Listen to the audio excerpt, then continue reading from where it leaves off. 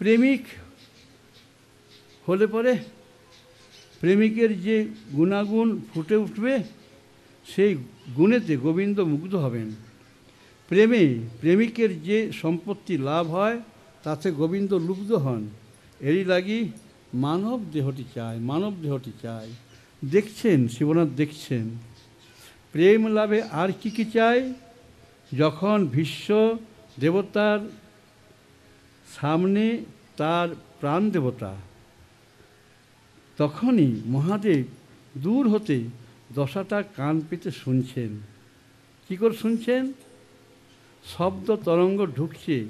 Hello, কথা বলছেন তো, কথা আমেরিকা আছে, তার তরঙ্গের মধ্যে যাচ্ছে, শব্দ তরঙ্গের মধ্যে যাচ্ছে।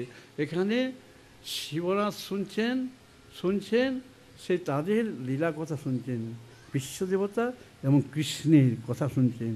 কেমন কেমন কেমন 15টা নয়ন পথে সেই তেজ তরঙ্গ প্রবেশ করছে, আর 10টা কান দিয়ে শব্দ তরঙ্গ প্রবেশ করছে শিবনাথের।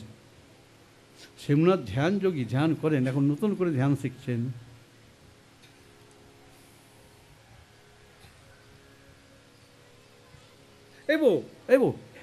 না না না না না না, খবরদার না, একবারই শিখবে না। নারদ যদি শিখাতে চায় শিখবে না। কেন কেন কেন? আরে বাবা, আমি শ্মশানে থাকি না, ওই শ্মশানে লোক মরে, কত কাটা ফাটা, কটা কাটা কাটা কাটা গোটা গোটা গোটা গোটা সব থাকে না, হাড়গুলো ঢুকে যাবে পায়ে, তখন কী করবে? ডাক্তার কোথায় পাবে? হ্যাঁ, খবরদার নাচ শিখো না, নাচ শিখো না। নটরাজ বলছেন নাচ শিখো না, বলছেন নাচটি শিখো না যেন। আর ওর নাচটা প্রেমের সম্পদ একটা, তুমি নাচলে হলো। হ্যাঁ, শিবনাথ শুনছেন, কথা শুনছেন। আমি শ্মশানবাসী, আহার তো মাত্র ওই পচা মাংস। মৃতদেহের জন্য সকলে আসে, বহন করে আনে, 4 জন আনে, বুক ফাটা কান্না কাঁদে, পুরী দিয়েই চলে যায়। যাবার সময় কেউ কাঁদে না। মরাটাকে আনার সময় কত কান্নার ধুম, যাবার সময় কেউ কাঁদে না। তাই বিলাপ আর্তনাদ আমি শুনি, বাঁশি কী করে শুনব? মৃত্যু পথযাত্রী বিশ্বদেবতা, সেই বিশ্বদেবতার চোখে প্রেম অশ্রু। হাত জোর করে শিবনাথ প্রেম অশ্রু লাভের জন্য প্রার্থনা করছেন। কে যেন কানে কানে একেবারে 10টা কানেতে শোনালো। কি শোনালো জানেন? বৈষ্ণবগণ শুনুন কি শোনালো। দেবাহা স্বার্থাহা ন সাধবহ। রাগ করবেন না আপনারা, সাধু বাবা নিজের প্রশংসা করছে না, শাস্ত্রের কথা। দেবতারা স্বার্থপর, কিন্তু সাধুরা স্বার্থপর নয়, কোনোদিন স্বার্থপর নয়। দেবতাদেরকে পূজা করতে হবে, হয় পাঁঠা দিতে হবে, না বেড়া দেব কিছুটা দিতে হবে। সাধুকে কিছুই লাগে না, সাধু নিঃস্বার্থপর। এ কি শুনলাম? আমার সাধনা করে লোকের সাধু হয়, আর আমি স্বার্থপর। সাধুরা নিঃস্বার্থ, এটা কি কথা শুনছি? ঠিক শুনছি তো? ভালো শুনছি তো? কান রগড়াচ্ছে আর শুনছেন। দেবতারা স্বার্থপর, সাধুরা নিঃস্বার্থ। তাহলে আমাকে সাধু হতে হবে। নিঃস্বার্থ না হলে কৃষ্ণ প্রেম লাভ হবে না, সাধু হতে হবে।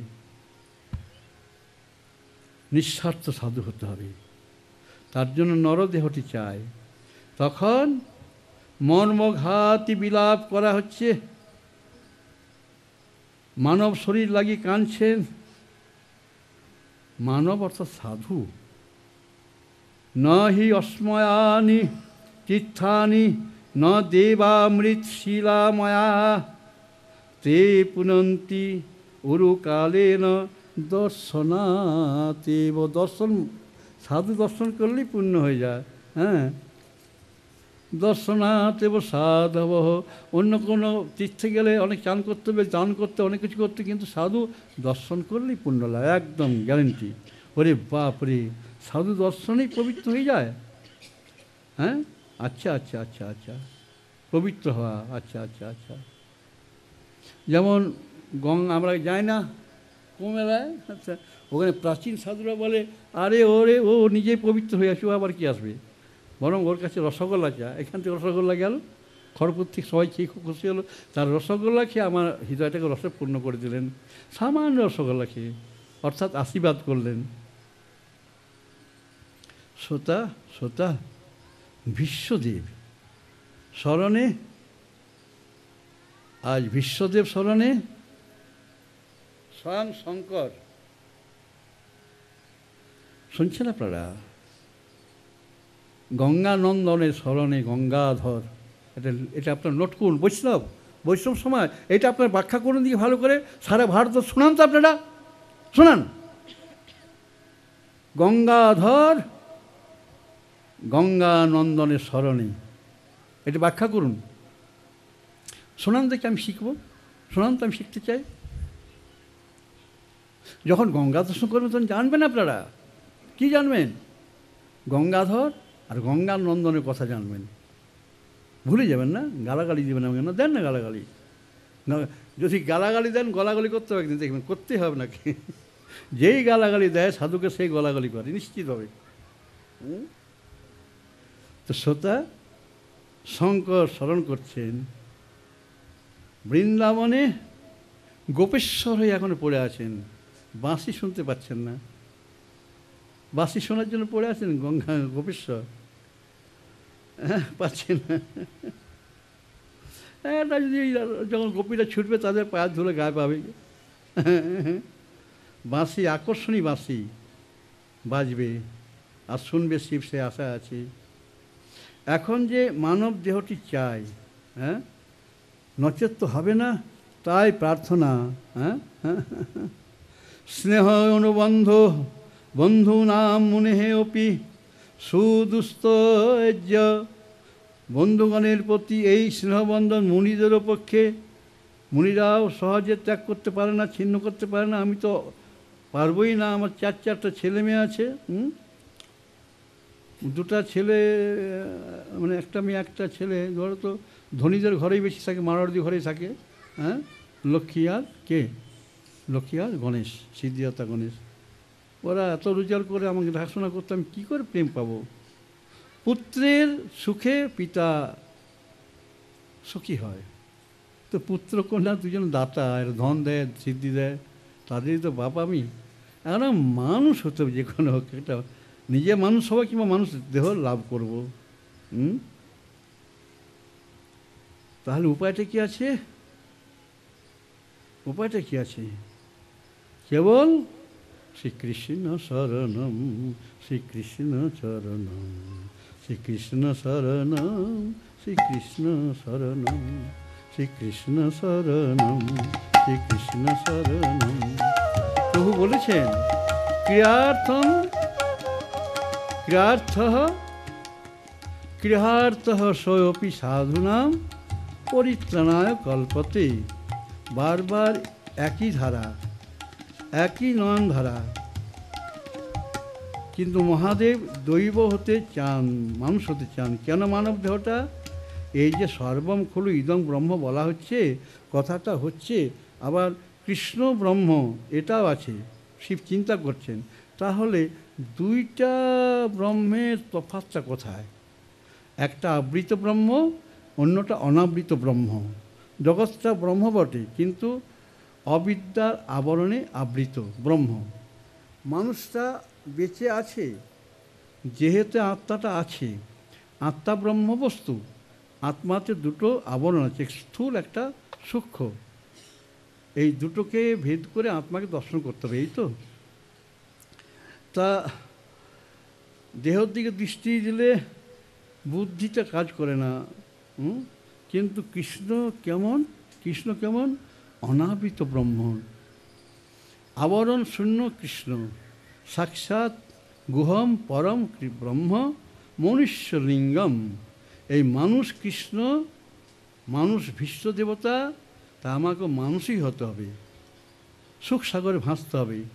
যুদ্ধক্ষেত্রে সুখসাগরের কথা চিন্তা করছেন, কি আশ্চর্য কথা। তাই মহাদেব চাইছেন আত্মদেবের মধ্যে, অর্থাৎ বিশ্বদেবের মধ্যে মিশে যেতে, আগামী লীলায় মিশে যেতে চাইছেন।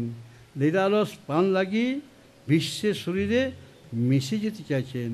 চিরকালের জন্য চির মধুর কথা শুনবেন, লীলারস পান করবেন বলে তিনি মিশে যেতে চাইছেন। 10টা কান দিয়ে প্রবেশ করে যে কথা হৃদয়টাকে ভরে দিয়েছে, না শ্মশানে কৈলাসে, না এরম ভক্ত সঙ্গের বাস কথা পাইনি। ভক্তিম পরাম ভগবতী প্রতিলভ্য কামম হৃদয় রোগ আশু আপহীনতি অচিরেন ধীর। অর্থাৎ লীলা কথা শুনতে হবে, সমস্ত পাপ দূরে যাবে, হৃদয়টা শোধন হবে মনুষ্য দেহ লাভ করলে। তারই জন্য চিন্তা। আগাম লীলা নরলীলা। তাহলে এই যে মনোলোভা রূপটি, কেমন রূপটি? বরাহ পীড়ায় অভিরামম মৃগমদ তিলকম কুণ্ডলাক্রান্ত গণ্ডম কুঞ্জাক্ষম কম্বুকণ্ঠম স্মিত সুভগমুখম সাধরে ন্যস্ত বেণু শ্যামং শান্তম ত্রিভঙ্গম রবিকর বসনম ভূষিতম বৈজয়ন্তা বন্দে বৃন্দাবনস্থম যুবতী শতবৃতম ব্রহ্ম গোপাল বেশম। এই রূপটি রইবে না আর, একেবারে মুণ্ডিত মস্তক, কৌপিনধারী। শিবনাথ বলছেন সেই নররূপী বিগ্রহে যেন আমার পঞ্চজ্ঞানে, এই পঞ্চজ্ঞানেন্দ্রিয় যেন আনন্দ লাভ করে, নয়ন যেন স্থির হয় তার রূপ দর্শনে, কর্ণ যেন তার বাণীতে স্থির হয়, নাসিকা স্থির যেন রয় তার গাত্র সৌগন্ধে। এতদিন শুধু ওই যে দারুর গন্ধ, গাঁজার গন্ধ, সিদ্ধির গন্ধ, না না না না আর নয়, এখন ভক্তি গন্ধে। শ্রদ্ধাশীল হয়ে অধিকারী হতে হবেই হবে। বিশ্বদেবী একমাত্র আমার সম্বল। তাই যুদ্ধক্ষেত্রে এসে শ্রদ্ধাটা শিখলেন, শ্রদ্ধাশীল হতে শিখলেন। শ্রদ্ধায় সব কিছু করা সম্ভব। শ্রদ্ধাশীল ব্যক্তি হয় ধীর। ধীর অর্থাৎ নড়ে না। কেন নড়ে না? না জগতের কোনো কিছুই, কোনো বাসনায় কামনায় তাকে নড়াতে পারে না, সেই ধীর। যদি নড়ে, বাসনায় নড়ে, তবে ভক্তি রইবে না। বাসনায় বিশ্ব নড়ে যায়, কিন্তু কোনো বাসনায় সাধুর মন নড়ে না, হৃদয় নড়ে না। নড়লে প্রভু যে রইবেন না, রইবেন না। সাধুর সন্মুখ বাসনা রয় না। তাই শিব হবেন সাধু, সাধু হবেন শিব। সুন্দর একটি রাগ আপনার শুনুন। কেমন?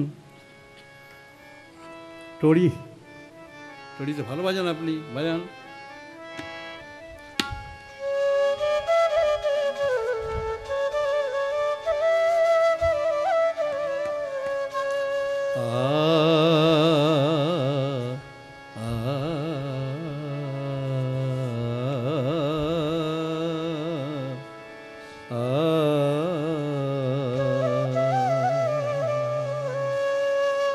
স্থিরতা ধীরতা, স্থিরতা ধীরতা লাভ হয় সাধুতা বীর্যতা, লাভ হয় সাধুতা বীর্যতা।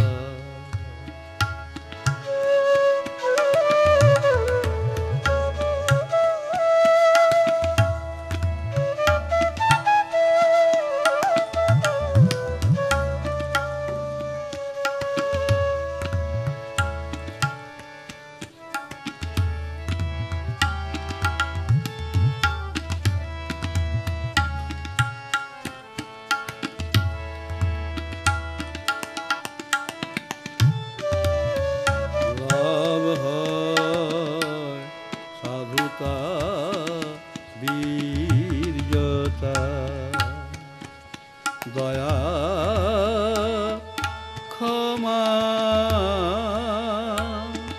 তিতিক্ষা দৈন বিনয় মৈত্রী দয়া ক্ষমা তিতিক্ষা দৈন বিনয় মৈত্রী অহিংসা কৃতজ্ঞতা হিংসা কৃতজ্ঞতা স্থিরতা ধীরতা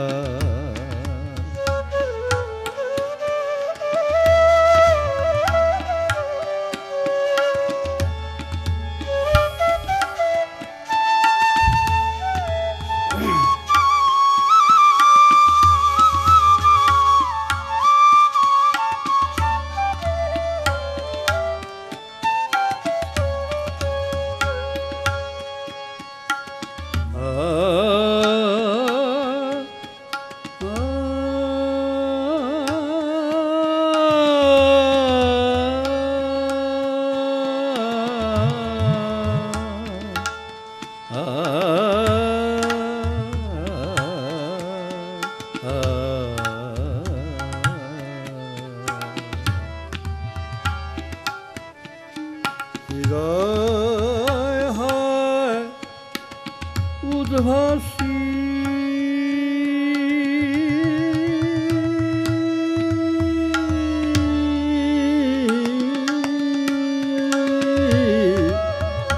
হৃদয় হয় উদ্ভাসী সদা সদ্গুণ রাজিতে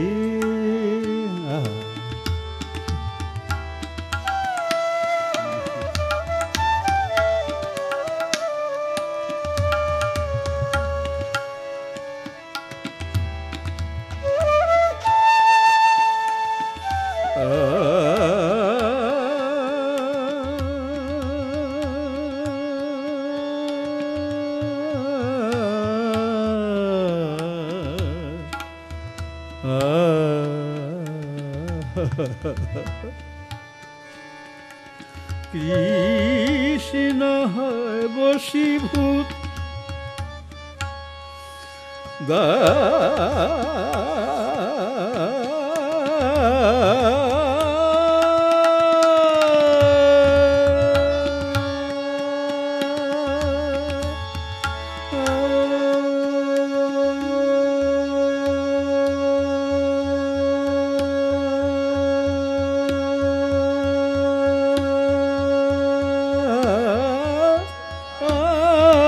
কৃষ্ণ হয় বশীভূত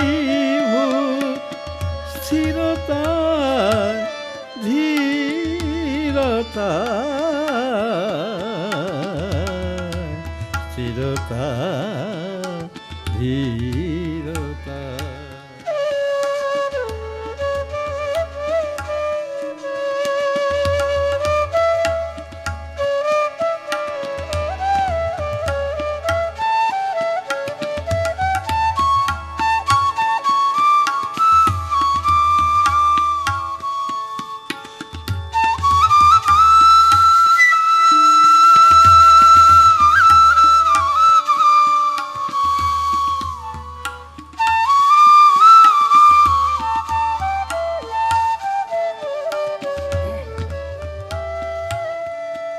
স্থিরতা ধীরতা ঘুচে যায় অবিদ্যার প্রহেলিকা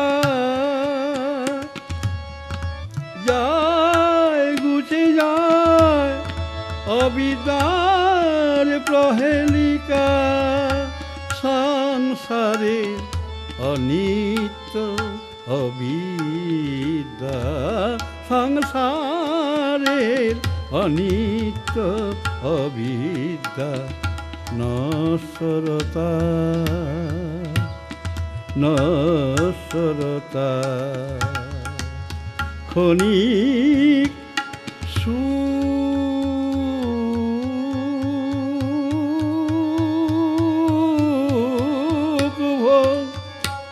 সুখ ভোগ ক্ষণিক সুখ ভোগ হয়ে যায় বিয়োগে হাহাকার বিয়োগে হাহাকার প্রাণঘাতক ভোগ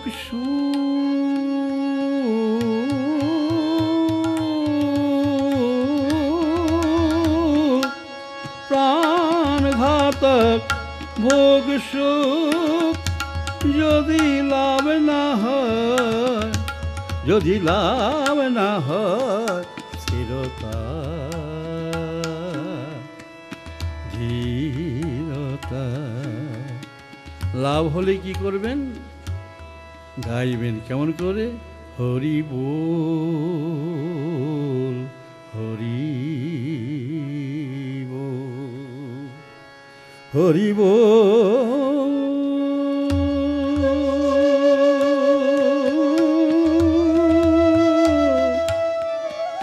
হরি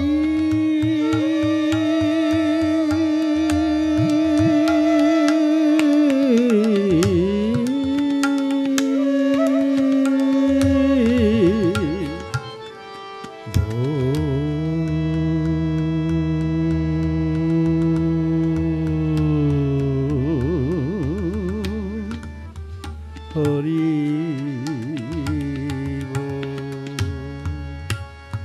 হরি হরি বল হরি হরি বল হরি হরি বল হরি হরি বল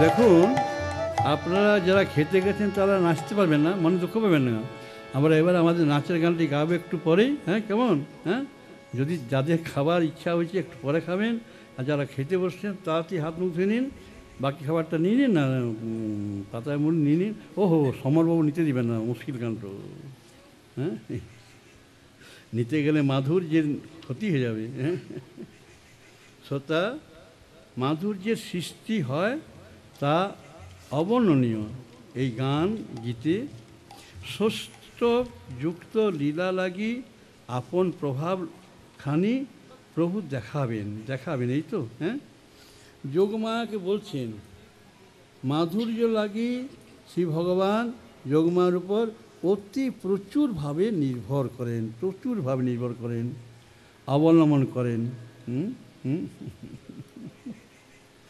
তখন অপুরন্ত শক্তির আতিশায্যে উচ্ছ্বাসে লীলা হয় সেই সময় যেন আজকে এসে পড়ছে সময়টা তাই তাই তাই তাই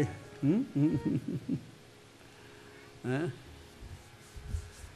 আমরা কি বলি আমরা বলি ভক্তের ইচ্ছায় কৃষ্ণের সর্ব অবতারিত তো বলি হ্যাঁ নরাধামে নরলীলায় মেতে উঠবেন এই জন্য লীলা যোগমার সাথে গুপ্তভাবে আলোচনাটা করছেন যোগমার সাথে করছেন হ্যাঁ যোগমা জানেন যে ন তস্য মূর্তি হে মেদমাংস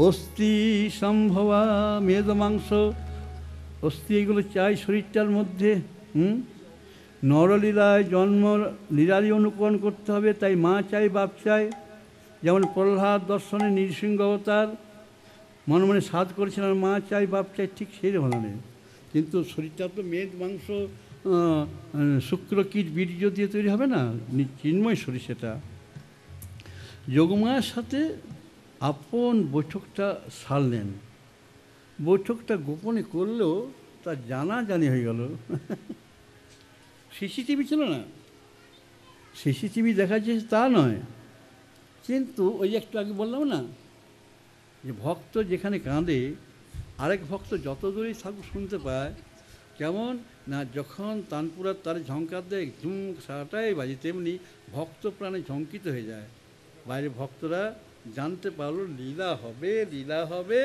লীলা হবে তাই যোগমায়াকে যখনই ভগবান ডাকেন একটা রীতি আছে গোপন আলোচনা করেন, তখনই জানতে হবে লীলা হবে। কেমন? লীলা হবে, লীলা হবে। কী লীলা হবে? তা নয়, লীলা হবে। হ্যাঁ হ্যাঁ হ্যাঁ হ্যাঁ। শুধু বলছেন যোগমা, একটা কথা বলছি, কেউ জানবে না আমি ভগবান। কেমন? তুমি কথা দাও, আমি যে সম্পূর্ণ ভগবান, কৃষ্ণস্তু স্বয়ং ভগবান, কেউ জানবে না। আমি এক গরিব ব্রাহ্মণের বেটা হয়ে যাবো। কেমন? বলছি ঠিক আছে প্রভু, তোমার আদেশ আমি পালন করব, নিশ্চয় পালন করবো। কাউকে জানাতে দেবে না? না না না না না না। হ্যাঁ, আমি ভক্ত স্বরূপে যাবো, বুঝলে? আমি ভক্তের স্বরূপটা নিয়ে যাবো। হ্যাঁ, ভক্ত। এই দেখো গণ্ডগোল। হ্যাঁ, প্রভু প্রভু প্রভু, ভক্ত স্বরূপটা তুমি নেবে, ভক্ত স্বভাবটা কোথায় পাবে? স্বভাবটা তো নিতে হবে প্রভু। কী করবো? ভক্ত স্বভাবটা জাগবে। হ্যাঁ গো যোগমা, বলো না বলো না বলো না।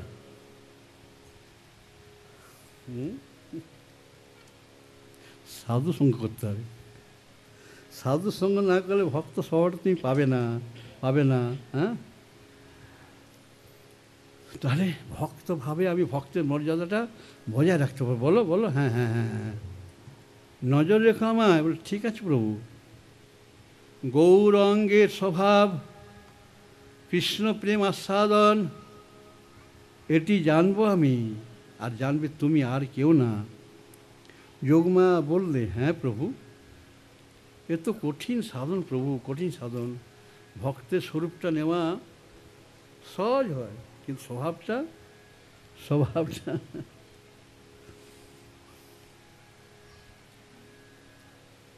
স্বভাবটা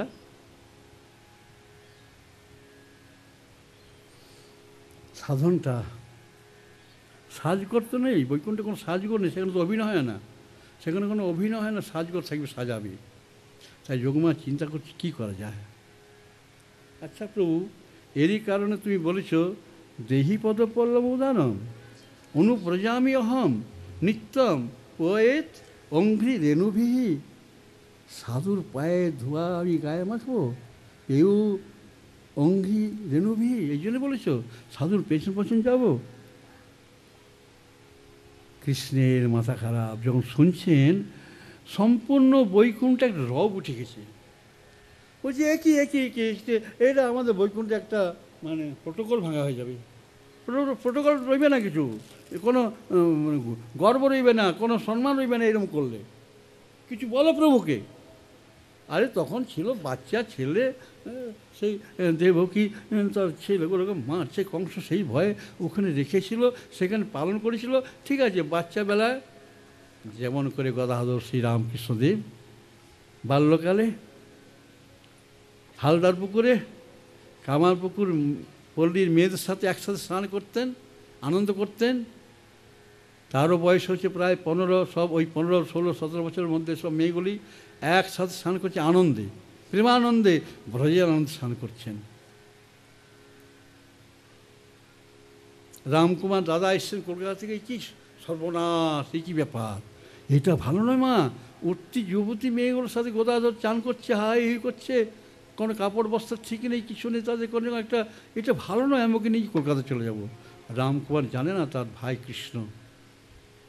ঠিক তেমনি বৈকুণ্ঠের দেবতারা তো জানে না, সাধু সঙ্গ করেনি যে কী হতে চলেছে। তাই তারা বলে কৃষ্ণকে সাবধান করো, ওই ওই ওই ওদের নাম যেন না নেয়।